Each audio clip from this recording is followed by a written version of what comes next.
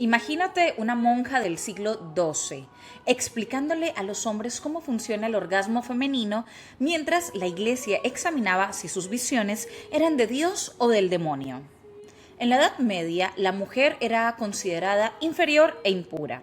Para la religión católica, Eva representaba el pecado original y por lo tanto sus hijas, a quienes se les marginaba de la institución más importante en la sociedad medieval, la iglesia. Estaba terminantemente prohibido que el supuesto sexo débil, incluso las monjas, tuvieran algún tipo de autoridad, ya que debían someterse estrictamente al hombre. No obstante, hubo una mujer que en una época dominada por hombres y mucho antes de que se las quemara por brujas, tuvo el valor de alzar su propia voz y hablar de un tema que aún es tabú en muchas culturas, el placer femenino. Acá quiero detenerme un momentito a hacer una acotación rápida. Si algún día van a Cartagena de Indias, en Colombia, está el museo, el Palacio de la Inquisición, y es tremendo ver todos los instrumentos que en alguna época se usaron para quemar, torturar y matar a un montón de mujeres catalogadas como brujas. Es increíble. Si pueden, vayan. Cierro paréntesis. Nuestra monja, además, se atrevió a reinterpretar el jardín del Edén, señalando esta vez a la serpiente, aliada de Satán, como la gran engañadora que tentó a Eva con astucia. En un mundo que culpaba solo a la mujer, Hildegarda subrayó que Eva era tan humana como Adán, incapaz de resistir del todo esa trampa divina. Imagínense ustedes el revuelo de estas palabras para aquel tiempo.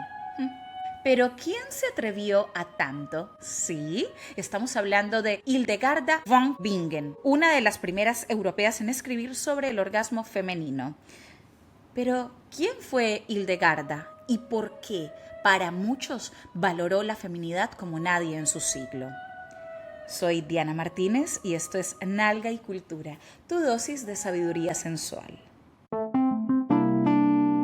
Hildegarda nació en una familia noble en un municipio cerca de Frankfurt, Alemania, en el año 1098 y fue la 10ª de sus hermanos. Sus primeros años de vida no fueron fáciles, ya que era una niña con algunas enfermedades persistentes en su cuerpo. Según sus escritos, sufría de fuertes migrañas y otras enfermedades que le causaban agotamiento constante. Pero en una época en la que las enfermedades se llevaban a cerca del 50% de los niños, para sorpresa de todos y todas, ella logró sobrevivir. A partir de ese momento, sus padres supieron que su hija no era como las demás. Pero no solo por eso. Desde pequeñita, Hildegarda tenía visiones. Durante sus años enferma, padecía de estos episodios de manera recurrente, hasta que un día le preguntó a una de sus cuidadoras si ella también veía cosas. Cuando le contestó que no, eso la aterró y se volvió reservada sobre las cosas que solo ella podía ver. A la edad de tan solo 8 años, Hildegarda fue entregada al monasterio de Disibodenberg para vivir bajo la tutela de Jutta de Sponheim, una noble que había decidido vivir como ermitaña. Esto significaba que Hildegarda creció prácticamente encerrada en una celda anexa a la iglesia de los monjes. Jutta fue su madre espiritual, la mujer que le enseñó a leer, a cantar salmos y la que le dio las herramientas básicas para que su intelecto empezara a volar, a pesar de estar tras los muros. Desde entonces avanzó rápidamente en las filas de la iglesia. ¿Y cómo lo logró? Arriesgándose, y mucho, una cualidad que la acompañaría durante toda su vida. Cuando su mentora Jutta murió en 1136, ella tomó su lugar de abadesa en el pequeño convento anexado al monasterio. Allí tomó valor y confesó que desde que tenía 3 años de edad tenía visiones y que Dios le había ordenado transcribir lo que le mostraba. Cuando cumplió 42 años, una voz celestial le ordenó escribir lo que viera y oyera en sus visiones. Una visión recurrente eran imágenes de luz y fuego que ella relacionaba con la enfermedad y la debilidad física que padecía como castigo divino por no hacer públicas sus visiones. De esta manera se convirtió en la mística más conocida de la Edad Media. Las imágenes divinas que se le presentaban se centraban en formas geométricas, humanas y animales.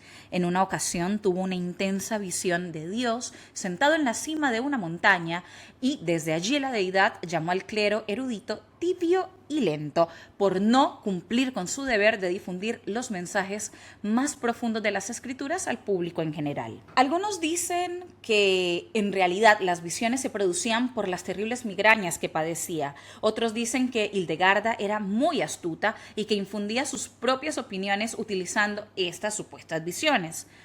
Así podía dotar a sus ideas de mayor autoridad en una época en la que la voz teológica de las mujeres tenía muy poco peso. Sin importar cuál sea la verdad, cuando estaba en el proceso de escribir su primera obra llamada Escivias, el Papa Eugenio III se enteró y ordenó una investigación. Recordemos que tiempo después, las mujeres que hablaban de lo que no les correspondía terminaban en la hoguera. Entonces, ¿Hildegarda era una auténtica visionaria o una simple pecadora sometida al poder de Satán? Para su suerte, el dictamen fue que sus visiones eran fruto, oigan, del Espíritu Santo, de tal manera que obtuvo la libertad de expresar todo lo que tenía en su mente, a tal punto que pontífices y emperadores de distintos territorios europeos acudían a ella en busca de consejo espiritual y hasta predicciones del futuro. En sus casi 400 cartas que aún se conservan en el manuscrito de nombre El Códice de Wiesbaden, resguardado en la Universidad y Biblioteca Estatal de Rheinland en Alemania, hay desde humildes pidiendo curas para sus males hasta reyes solicitando asesoramiento político. Pero sus habilidades no solo abarcaban lo espiritual, sino también campos como la cosmología, medicina, biología y botánica. Hildegarda creó la lingua ignota o lengua desconocida, uno de los primeros idiomas artificiales documentados de la historia que ella utilizaba para plasmar sus visiones y compartirlas con sus hermanas. También escribió textos teológicos, botánicos y medicinales. Estaba muy interesada en las propiedades curativas de las plantas, los animales y las rocas. Por ejemplo, en uno de sus textos describe a las flores cinquefoil, actualmente conocidas como hierbas potentilla, como beneficiosas para la salud y útiles para combatir la fiebre causada por la mala alimentación. Aunque también hay otros sinsentidos, como sumergir a una perra en agua y usar este líquido para humedecer la frente como una cura para la resaca. La verdad que en algún momento de mi vida hubiera probado eso y cualquier cosa que me dijeran. Sin embargo, hay otros bastante razonables, como consejos sobre cómo mantener los dientes sanos y firmes o cómo enriquecer la dieta de las mujeres que sufrían amenorrea, o sea, la ausencia de menstruación, algo habitual en esta época debido a la desnutrición. Fue además una poetisa y una artista visual de sus propias apariciones divinas, que eran pintadas por sus monjes copistas gracias a sus descripciones detalladas. Pero no solo eso, también era una compositora musical admirable. Una de sus obras, llamada Ordo Virtutum, dedicada a la virtud, es uno de los primeros ejemplos de drama litúrgico, representaciones teatrales bíblicas. Además, es autora de uno de los repertorios de música medieval más extensos. Realmente les aconsejo, les invito a que busquen tanto las pinturas como sus obras musicales. Son bellísimas. Los conocimientos de Hildegarda abarcan muchas áreas, pero hubo una que de seguro ni te imaginas. ¿Sabías que esta monja le dio el golpe maestro a la cerveza que conocemos hoy? La verdad, yo no lo sabía tampoco.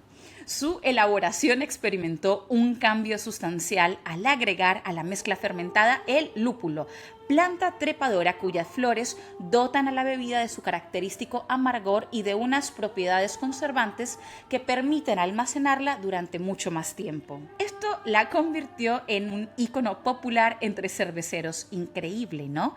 ¿Hay algo que no haya hecho esta mujer? Parece que no, porque esta monja de clausura también nos legó un placentero descubrimiento, la primera descripción europea conocida de un orgasmo femenino. ¡Qué rico! El monje árabe Constantino el Africano, quien era contemporáneo de Hildegarda, describió toda clase de placeres carnales sin mencionar a la mujer ni una sola vez. Pero, nuestra protagonista, en cambio, habló sin reparos, tanto de la experiencia masculina como de la femenina. Fue la primera en atreverse a escribir que el placer no era obra de Satán, que residía en el cerebro y que la mujer también lo sentía. En su libro de La medicina simple trató con bondad las cuestiones relacionadas con el aparato genital femenino, sobre todo la menarquia, para quienes no lo saben, la primera menstruación, y la menopausia, algo importante en un mundo convencido desde la antigüedad de que la sangre menstrual era maléfica y podía incluso hacer cosas como transmitir la rabia, marchitar la hierba o empañar los espejos. Hildegarda fue muy por delante de su tiempo en sus opiniones sobre la importancia de la gratificación sexual para las mujeres. A pesar de que conservaba su virginidad, ella bien podría ser la primera mujer europea en describir el orgasmo en una mujer. En uno de sus tantos escritos escribió sin miedo algo impensable para su época y pasó a leer. La mujer podrá estar hecha del hombre, pero el hombre no se puede hacer sin una mujer. Virgen y monja describió el orgasmo femenino y les dijo a los hombres que las mujeres necesitamos placer para que la vida íntima fuera positiva, no solo a nivel físico, sino también espiritual. Así fue allanando el camino para llegar a afirmar que el sexo no era fruto del pecado y que el placer sexual era cosa de dos y no solo del hombre, como bien detalló en la siguiente cita que paso a leer. Tan pronto como la tormenta de la pasión se levanta con un hombre, es arrojado en ella como un molino. Sus órganos sexuales son entonces, por así decirlo, la fragua a la que la médula entrega su fuego.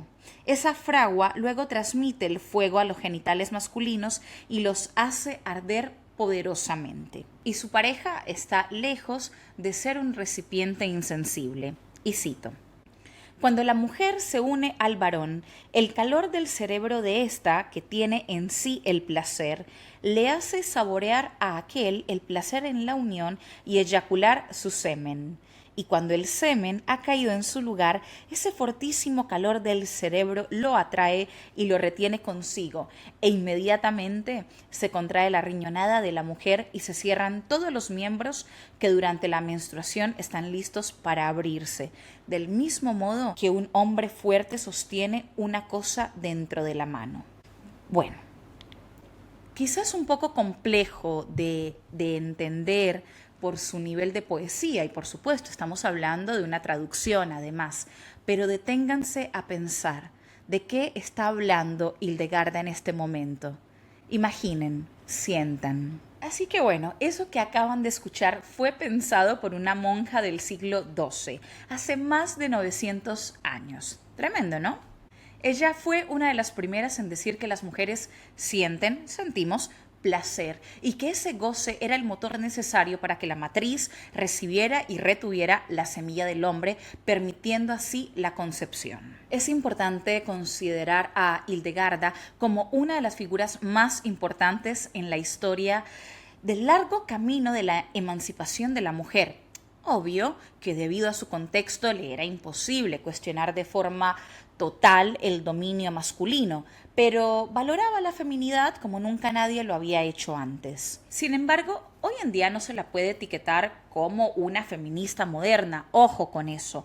Hildegarda era conservadora, una aliada total de la Iglesia y de su jerarquía patriarcal, defendía la obediencia al Papa y a los hombres de Dios con uñas y dientes. Y convengamos también que lo que escribe, si bien ubica el placer femenino, lo deposita en relación al destino final que es la concepción. De todos modos, lo importante no es si se la puede considerar feminista o no, sino reconocer que ha habido mujeres en tiempos medievales que tuvieron una vida como la de ella, mujeres que se convirtieron en referentes para muchas otras que vivían sometidas a la ignorancia sobre las maravillas de su propio cuerpo. Pero claro, en ese momento el orgasmo femenino era ignorado, pasado por alto, del clítoris como órgano dedicado al placer, ni hablar directamente. La revelación de que el placer nace en el cerebro fue un adelanto asombroso. Hildegarda no tenía un microscopio, pero entendió intuitivamente que la conexión entre la mente y el cuerpo era la clave de la fertilidad. La llama en la cabeza, que para muchas era un mensaje del Espíritu Santo, para Hildegarda tenía otra función no menos milagrosa y que supo describir maravillosamente en el siguiente fragmento que paso a leer.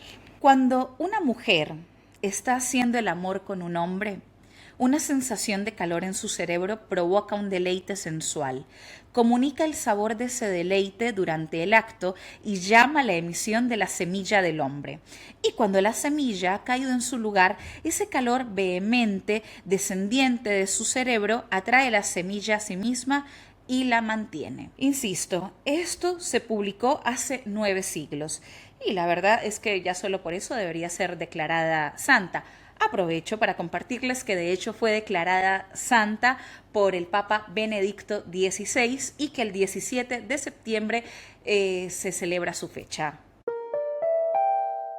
Ocupada en 1000 tareas, desplegando una actividad imparable, aconsejando sobre temas espirituales y políticos, transcribiendo sus visiones, componiendo música y poesía, viajando y curando enfermos, fundando un nuevo monasterio y siendo una de las pocas mujeres medievales autorizadas por el Papa para predicar en público, Hilde falleció el 17 de septiembre de 1179 a los 81 años, algo excepcional para la Edad Media, pues muchos no superaban los 40, 50 años. Monja, beata, escritora, compositora, visionaria, médica, naturista, todo eso y mucho más fue Hildegarda von Bingen, una de las mujeres más extraordinarias del siglo XII. Le agradecemos hablar del placer como una llama intensa, aún en los tiempos del oscurantismo medieval, cuando el fuego ardía inquisitivamente para destruir las mentes y los cuerpos libres. Para cerrar, les dejo una de sus frases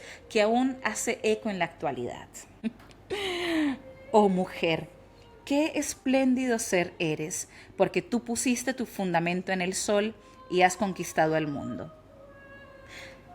Me disculparán si quizá hablamos solo de la mujer, entendemos que igualmente en la actualidad no nos movemos necesariamente en el binarismo hombre y mujer, pero bueno, estamos, insisto, ¿no? Hablando de lo que una monja en la edad medieval nos compartió. ¿Y tú? ¿Conocías su historia? ¿Conoces a alguna otra mujer que haya roto con los estándares de su época? Y si Hildegarda rompió con todo en el siglo XII, en el próximo episodio nos metemos con alguien que hizo lo mismo, pero en el siglo XXI, Zygmunt Bauman y su teoría del amor líquido, relaciones descartables, miedo al compromiso y por qué nadie quiere comprometerse con nada ni con nadie. Sí, señoras y señores, bienvenidos a la era en donde el amor caduca más rápido que un yogur. Así que quédate atento para la próxima semana y como siempre, para más sabiduría sensual, dale like, suscríbete y comparte. ¡Chao!